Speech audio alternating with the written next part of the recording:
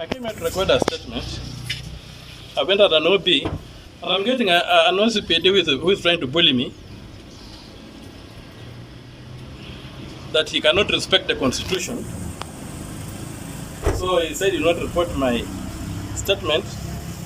I'll proceed to make sure my statement is recorded.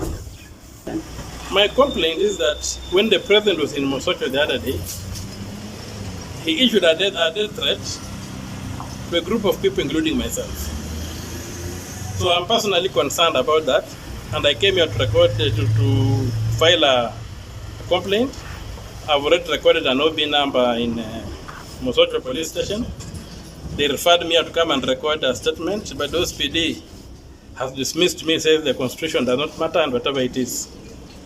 What I know is that the president is protected from prosecution in court.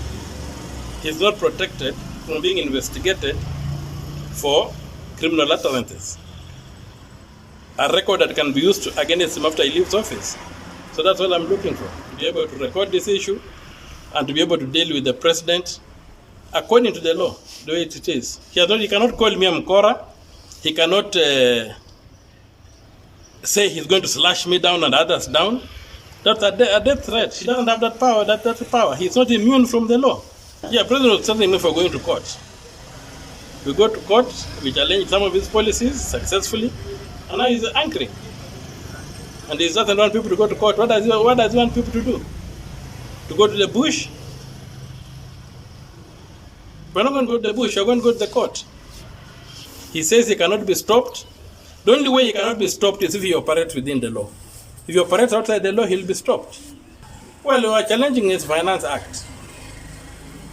And among the issues that were in the Finance Act was the issue of the housing levy. And he says people are challenging the housing levy, he's going to use the sword he was given to slash them down. Which means he's going to use the military forces to bring, to do it, to kill people. And anybody saying he's going to kill people, it's not for cutting vegetables, it's for cutting people like us. And he calls us crooks. I'm not a crook.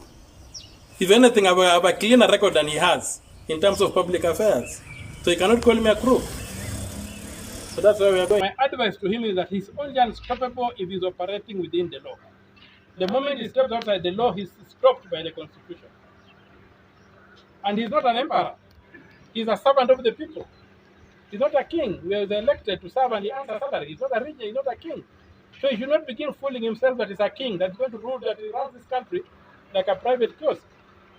You have seen his obsession with roadside declarations.